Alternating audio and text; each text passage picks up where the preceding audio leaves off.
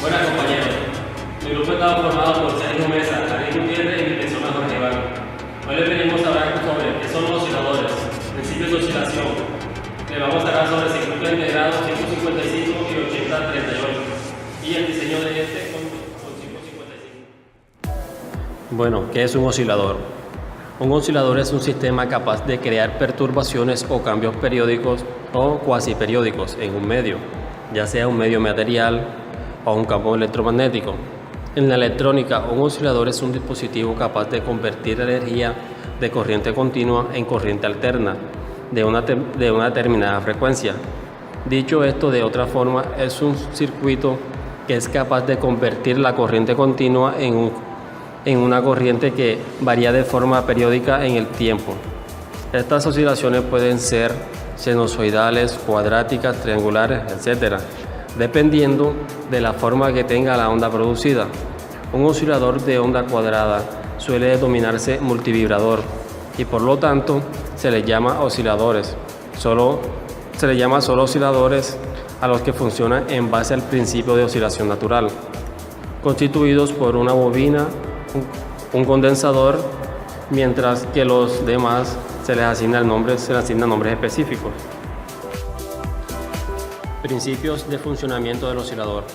Un oscilador, para iniciar y mantener su ciclo de trabajo, debe haber realimentación desde la salida a la entrada, es decir, una muestra de la señal de salida se aplica de nuevo a la entrada. La señal de realimentación debe tener la misma fase de la señal de entrada, generalmente con una fase positiva. Por lo tanto, llegamos a la conclusión de que los osciladores en general son los amplificadores con realimentación positiva. Los osciladores se dividen en tres partes básicamente, que son amplificador, filtro y atenuador. Cada uno de ellos realiza una función en el funcionamiento del oscilador, formando un circuito cerrado.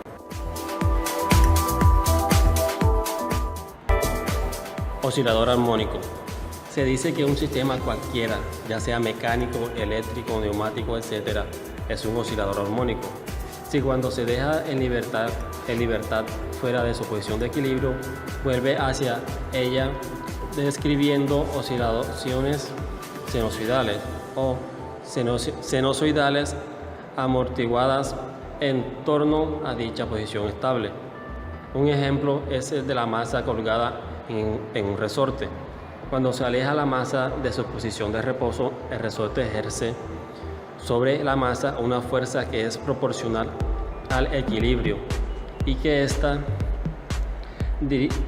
dirigida hacia la posición de equilibrio. Si se suelta la masa, la fuerza del resorte acelera la masa hacia la posición de equilibrio.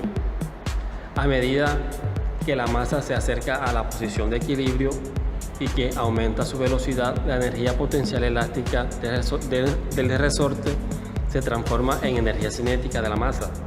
Cuando la masa llega a su posición de equilibrio, la fuerza será cero, pero como la masa está en movimiento, continuará y pasará del otro lado.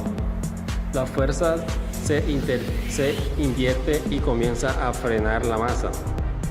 La energía cinética de la masa va transformándose ahora en energía potencial de resorte hasta que la masa se pare.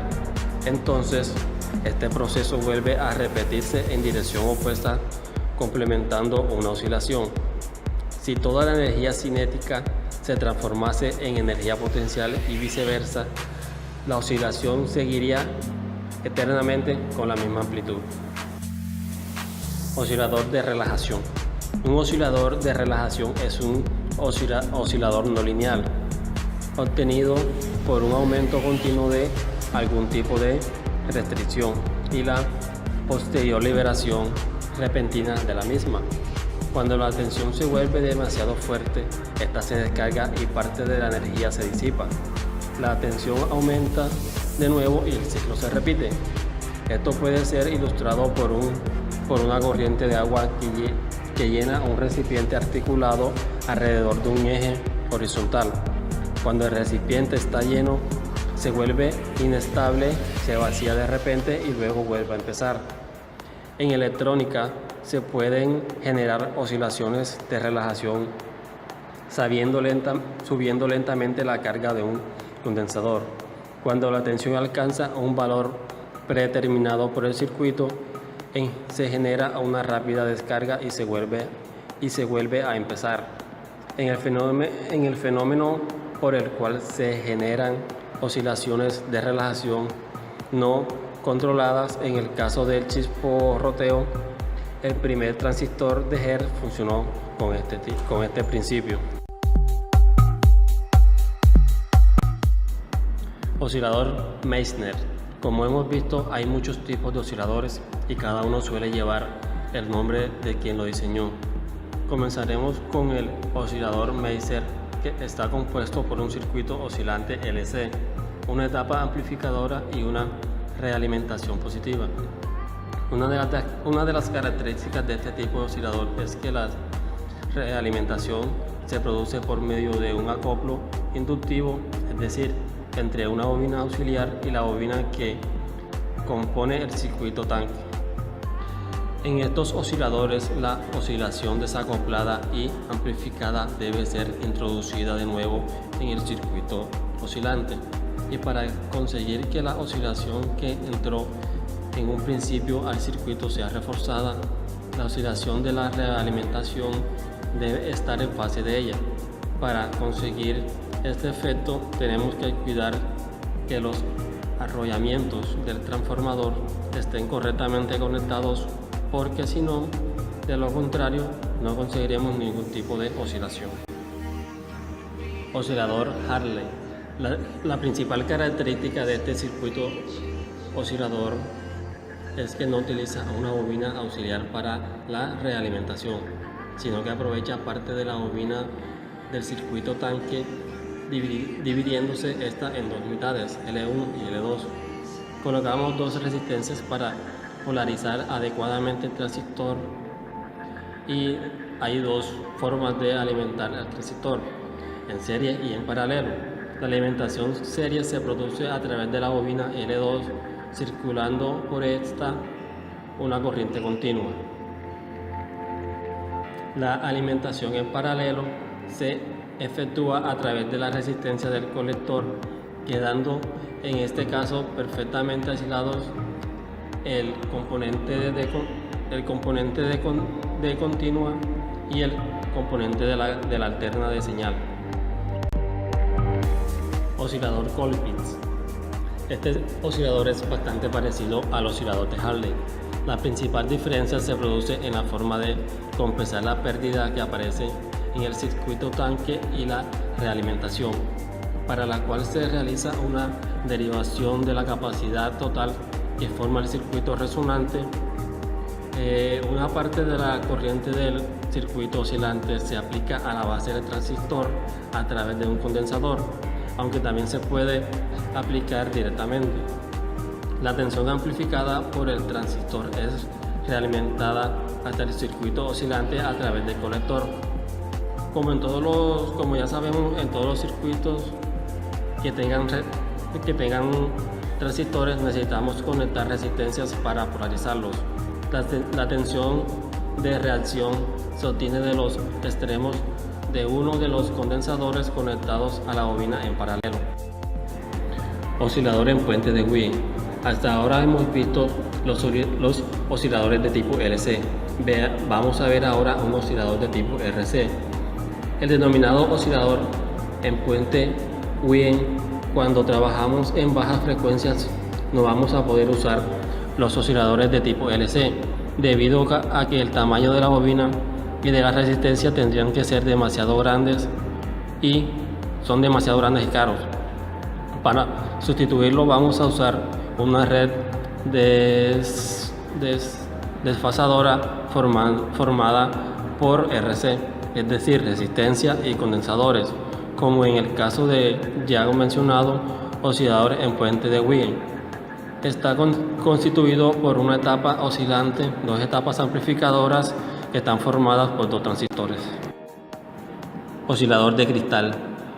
Como lo visto sobre el efecto piezoeléctrico, parece lógico poder aplicar las propiedades de este material, el cuarzo, para producir oscilaciones.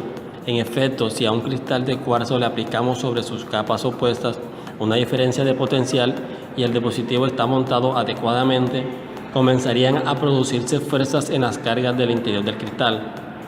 Estas fuerzas entre sus capas provocarían deformaciones en el cristal y darían lugar a un sistema electromecánico que comenzaría a oscilar. Sin embargo,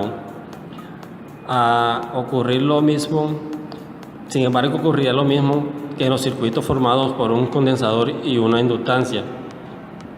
Las oscilaciones del cristal no duran infinitamente, ya que se produce rozamiento en la estructura interna que hacen que se vayan amortiguando hasta llegar a desaparecer.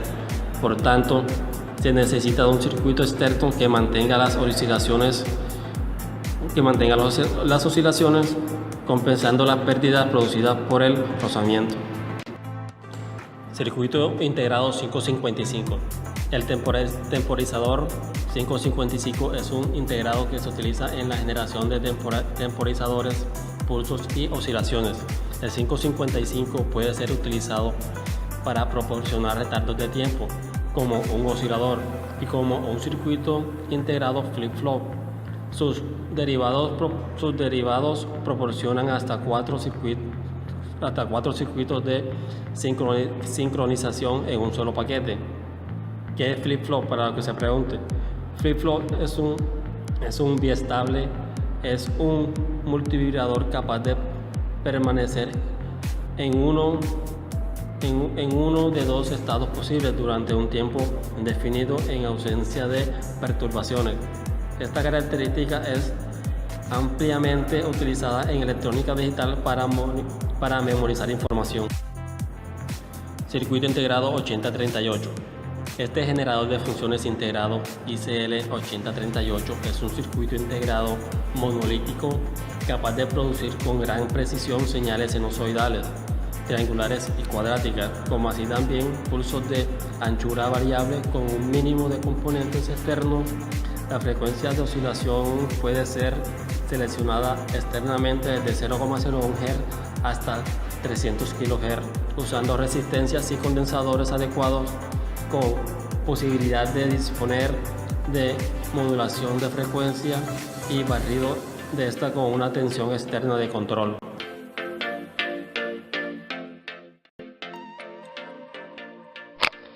En este video les traigo el circuito oscilador con el integrado 555 temporizador o timer en la operación anestable.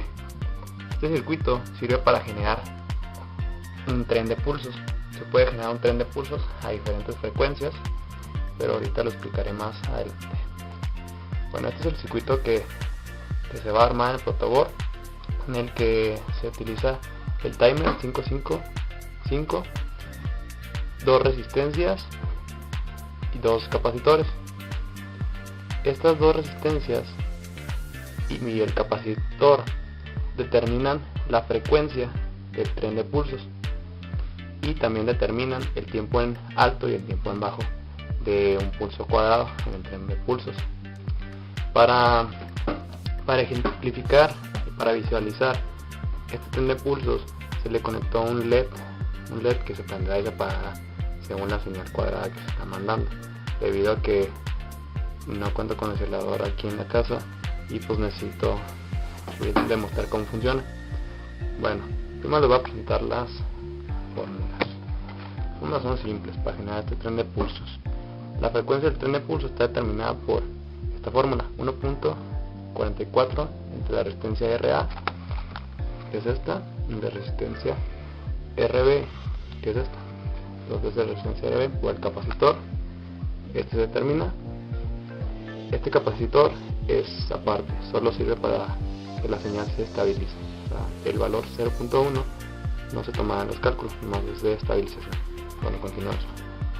Esta relación de las resistencia RA, RB y el capacitor nos dará la frecuencia.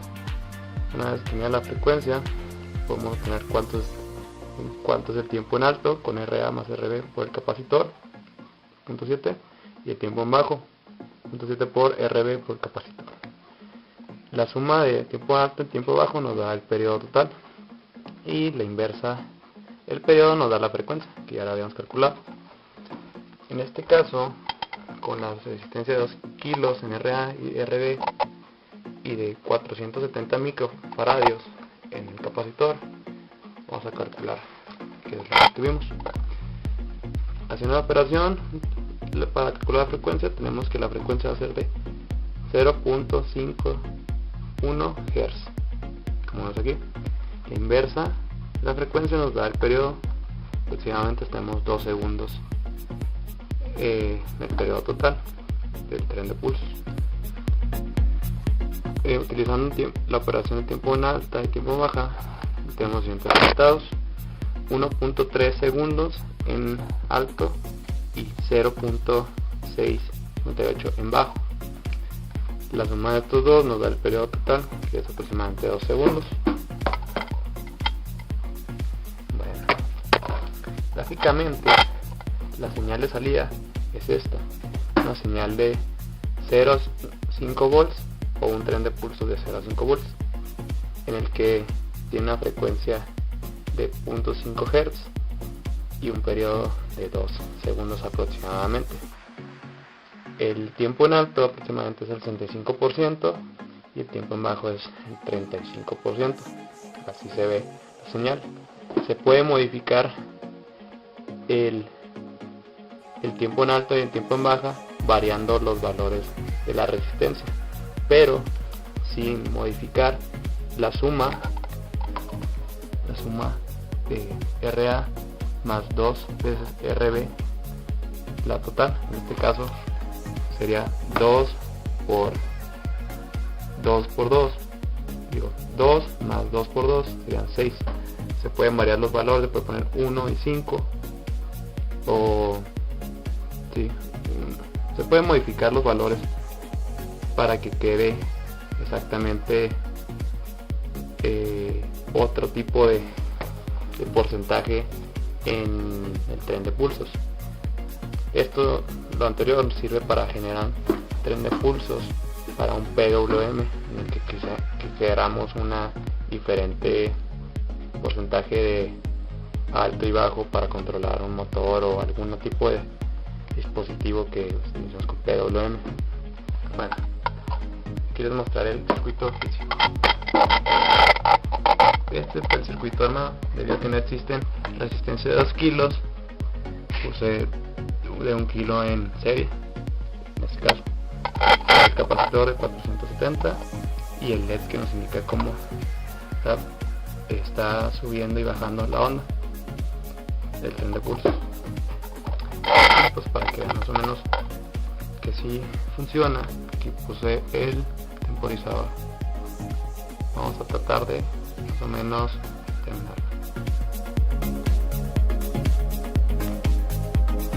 Más o menos.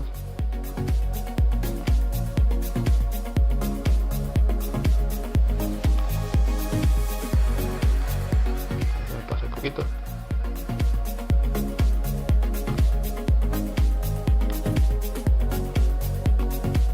Aproximadamente, como vieron, se alcanzan casi los 2 segundos, debido a que la reacción que tengo yo y el celular para que funcione el reloj no es exacto. Se puede decir que fueron 2 segundos el periodo total y que se funciona correctamente. Obviamente en un osciloscopio se podrá ver mejor, debido a que el mismo aparato lo calcula. Y es todo por el circuito oscilador timer con operación anestable.